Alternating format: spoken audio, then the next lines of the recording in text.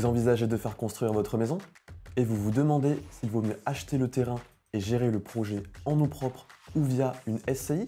C'est une question qu'on nous pose souvent, surtout quand il s'agit d'un projet familial ou d'un investissement. Dans cette vidéo, on va vous expliquer les différences entre les deux options, les avantages, les limites et surtout dans quel cas l'un est plus adapté que l'autre. Acheter en nom propre, c'est la solution la plus simple si vous faites construire votre résidence principale seul ou en couple. Quand on choisit cette solution, les avantages sont nombreux. Pas besoin de créer de société, c'est rapide et clair.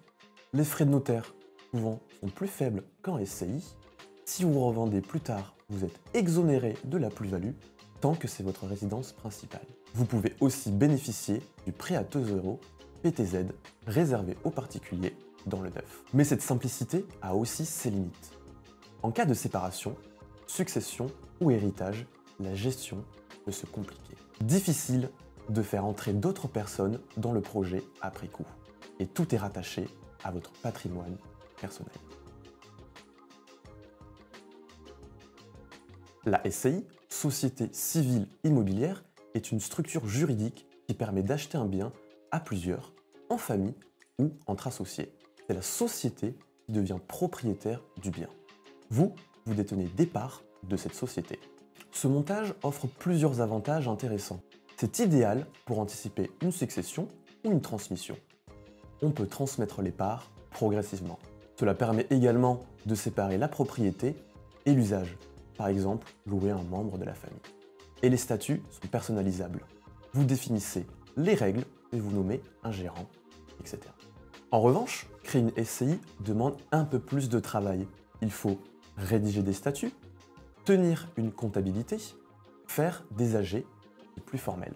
Des frais de création et de gestion à prévoir, notaire, comptable. Les banques demandent souvent des garanties personnelles, même si le bien est détenu par la SCI. Et attention à la fiscalité. À l'IS, la revente peut être moins avantageuse qu'en nom propre. Voici quelques conseils concrets pour vous aider à faire le bon choix. Premièrement, si vous construisez votre maison principale à titre personnel, restez en nom propre. Deuxième point, si vous êtes plusieurs à financer ou occuper le bien, ou si vous pensez à long terme, la SCI va avoir du sens. Troisième point, parlez-en avec votre notaire, il saura vous guider selon votre situation. Et quatrième point, pensez aux aides, le PTZ est accessible en nom propre, pas en SCI. Oui, mais c'est surtout pertinent pour un projet à plusieurs ou locatif. Pas recommandé pour une résidence principale solo. Pas toujours. À l'IR, impôt sur les revenus, ça reste proche du nom propre. À l'IS, impôt sur les sociétés, il y a de l'optimisation possible, mais plus de contraintes. Oui, mais c'est plus encadré.